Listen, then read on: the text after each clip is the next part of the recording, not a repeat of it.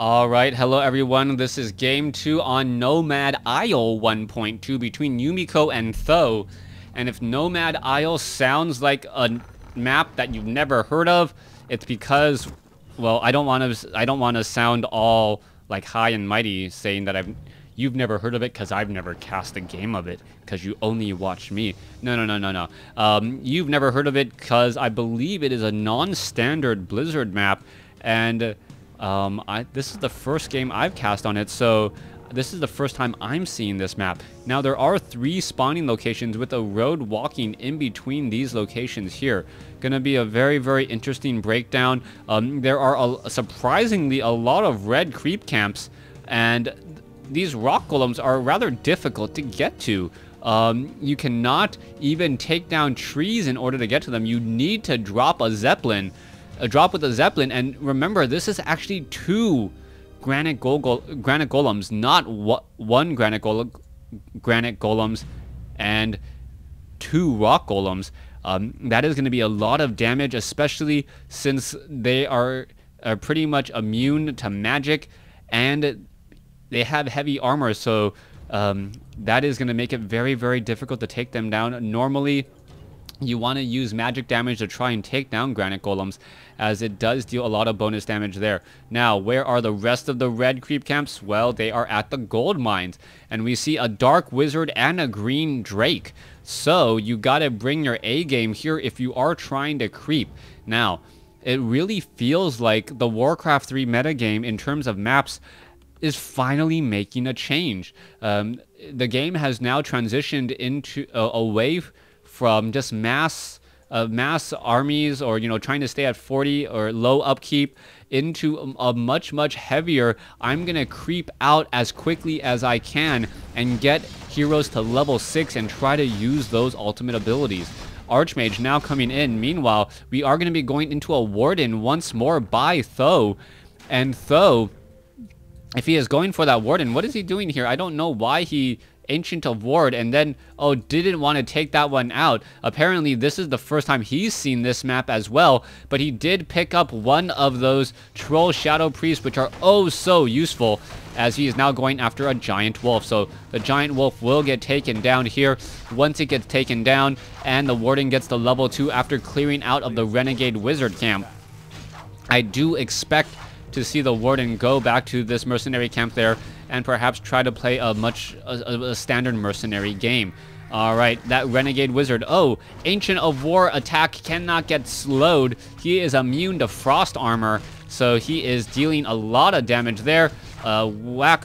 It looks as though the warden's gonna go ahead and finish it off, even though it does getting attacked slowered, and there is claws of attack +6 and level 2 on the warden. So nicely done, as we now see the Archmage, Yumiko, really benefiting from the human player's ability to call militia. He is now creeping out much more of the map. He is already at level 2, gonna get very close to level 3. There's a ring of protection there, and with this, he may come out ahead. Is the water elemental gonna get taken down? It looks like the water elemental still joining in on some fights. And beautifully done. I don't know if the warden actually got the experience off of that. It does look like it though, and this is potentially huge. Troll Shadow Priest now needs to be backing off. It cannot try and engage here at all, as the warden now comes in. How much damage can it really do? As you can see that the giant wolf is still going after this. There's a beautiful fan of knives coming in, and the warden comes across, stealing a couple of easy creep camps, and this is still hilarious. Archmage, on the other hand, still looking to finish off this wolf there. It will get taken down. Archmage sitting at level 2. No dust of appearance. No real way of revealing that archer just quite yet. Now, Yumiko picks up another Troll Shadow Priest, though unable to purchase it in time. And what is going down? Th000 actually setting up an expansion relatively quickly. You can see an Ancient of War now moving over to what I believe is a 531 creep camp. There you go. And the warden wants to get to level 3. I am still surprised that we do not see any creeping going on over here at this mercenary camp, as the battle is now raging on against these woodland creatures. Archmage sitting at level 3. Level 2 water elementals are nearby. what is going to be happening next as we see a footman looking and trying to do a bit of scouting. Another clause of attack, and this warden, if it was an attack damage based warden, then that would be very good, but that is not the case. Not even AP based. Wrong game completely. But that plus 12 damage should be effective against all of these units here. That warden, that burst damage may come as a bit of a surprise as the shadow strike now coming in, and that warden is gonna just kill off units really quickly. Yumiko now trying to retreat here. What is this warden doing? Shadow strike onto the troll shadow priest, and that troll shadow priest, is he gonna get taken down? He's just gonna get taken down by the tick timer. Doesn't even really need to worry about it. He could have just left it alone as a troll shadow priest now goes after the troll berserker. The berserker already down to 200 some odd hit points. Not gonna fall though, as the warden will be able to teleport all the way back home, get some more mana, and then repeat, rinse and repeat as we now see ultra vision, further sight vision at night. All right, there is one footman now wandering around. It does take a bit of a hit there. Giant sea turtles and some crabs are left behind that footman. How many hits can it take before it falls apart? I believe 2 more. 1. Oh, just leave it alone. Leave it alone, warden. Leave it alone. There you go. The warden does not finish it off as we now see another shadow strike come in. All right, so that the warden has been doing a great job. It needs to get, I think, 1 more hit. That should be enough to finish it. Don't quite know. Come on, leave it alone. There you go. Apparently, Yumiko not quite as familiar with the warden and how many ticks it does. I believe it is 6 ticks, as now the Ancient of War may get taken down. Easy target. There it goes. There's a detonation as, wow, Abolish Magic quickly turns things around, taking down 2 water elementals, and now the footmen are now down. Warden sitting at level 4. This is rather scary all of a sudden after just a couple of Abolish Magics, and things are just on its head. Warden now going after the Archmage. Archmage taking a bit of damage. The Warden does not have enough to blink forward. I don't even know if it has tech to blink at all, as the Warden now gonna make its way over and perhaps finish off the sea turtle hatchlings. No, it is gonna go back home, get some more moon juice, and then pick up something. No, Ancient of Wonders here. Perhaps pick up a moonstone as well to try and get more nightfall. Yes, there it is. That is what I like to see from a Night Elf player, using moonstones in combinations with moonwells.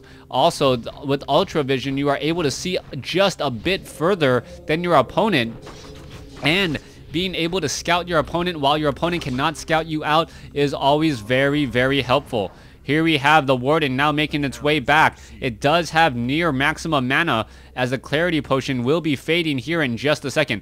There is one Hawk in the air, and here you go, Vile Temptress now coming in. That Hawk, what is it doing? It is just, it can't attack. It's just free experience, but it's just hiding. Where is it? It's hiding over here. Okay, so it's free experience that is not gonna die. Bright and dark, that's rather funny. Oh, it takes down his own archer there, and I believe if you look at the creep camp, yeah, this is still technically orange because there's this Hawk hiding off over here. All right, let's come across back over here onto the bottom. Water elementals now making their way down. Warden now making its way down over here. Let's see what's going to be happening next. There is an arcane vault, and Yumiko sitting at level 3. Nowhere near level 4 as of yet, as the Warden is halfway to level 5, and now we see the glaive throwers once more. Huge play. Th000 does have a sentry ward here as well. This is gonna help it out, as the water elemental trying to take down the glaive thrower. Meanwhile, off to the north, you can see apparently the gnolls did not like this construction, didn't get the proper permits to build in this forest, and the Gnoll Overseers are joining in on the fight to take down this base. This is rather funny that this is even happening at all, as the Warden now takes this time to decide to creep out the Gnoll Warden. This is still hilarious, as the Shadow Strike kill still coming in, coming strong. There is a Fan of Knives taking down more creeps as the attack is still raging on. Glaive Thrower now looking to back away, as the Archmage still seen at level 3. What is going to go down now, as we now see a Goblin Tinker from Yumiko. Alright, so Yumiko using the Goblin Tinker A bit of an interesting choice there, as the Pocket Factory could be coming down in just a second. Pocket Factories do deal a bit of damage. Those Clockwork Goblins do explode on death, as Militia now being brought over here as well. We're going to see some towers now, and this is a straight up build inside the base. And this is just an aggressive tower rush, as the Tinker will be forced to back off. All right, the Pocket Factory is doing what it does best, making Clockwork Goblins. And we can see that the archers are now trying to engage. Let's see what's going to be here. Footmen now making their way down, as the Warden now making its way down as well. All the Wisp are retreating, as Yumiko really overextending with one of these Ogre Maulers. What is it doing? Besides giving free experience. And if this gives level 5, oh my gosh, it's going to get level 5 to the Warden. All right, Yumiko with a tragic, grave mistake here. Level 5 on the Warden. There you go. And well, a good chunk away to level 6 now. And a level 5 Warden with at home with Clarity Potions, Potions of Mana. This is going to be rather deadly. All right, though, the main base is, this base is going to look like to fall here. Double Arcane Towers dealing a lot of damage. No mining going on, I don't believe. No mining going on whatsoever. As the Clockwork Goblins, they can just attack here, and even if they die, they do deal a bit more damage. So this is actually looking rather good. Okay, Clockwork Goblin, you can see the damage being dealt. Wisp now being backing off here, as there's still more and more Clockwork Goblins coming in. A new Scout Tower now being constructed, and the Clockwork Goblins are just trying to deal damage, and you can see as they pop, they do deal more damage here. So some of these Wisps will have to be very careful, as they are going to get taken down here in just a moment. More damage to be had. Let's see what's going to be happening next, as the Pocket Factory does finally fall. Okay, Tree of Life is getting repaired. Is it enough, though, as the Tree of Life sitting at 52 over 50. Fan of Knives now comes in. Warden sitting at level 5. Archmage comes back over at level 3, as the Warden still attacking and trying to take down some of these water elementals. All right, Archmage now trying to get back under the cover of these towers. One tower is all that is left here, as the Wisp now trying to train. There's the new Pocket Factory once again. Archmage sitting at level 3 is taking some damage from that Shadow Strike, as more Scout Towers now coming in. The Tree of Life has fallen, and Yumiko still investing heavily into this position, even though his opponent does not have an expansion here. A rather strange choice, as there are currently 4 Glaive Throwers engaging, and it looks as though all of these peasants are just trying to mass repair everything. Here we go, damage coming across. We can see the Goblin Tinker has made its way in. Tinker now taking down a lot of Huntresses. Water Elementals should perhaps be going after the Huntresses instead, as we now see an Avatar of Vengeance, and this is where calling to arms and having Militia is gonna come back to bite you. All right, that Avatar of Vengeance now making its way over. Is the Avatar of Vengeance's, is that ability, or is that ultimate simply too strong? Perhaps. Take a look at this army here. 5 Spirits of Vengeances, essentially 5 Riflemen who are completely immune to damage of any sort, taking down guard tower after guard tower. Solo hero really coming on strong now. And there goes an Arcane Tower. There goes the final one. Arcane Vault looks like it will be falling here in just a second.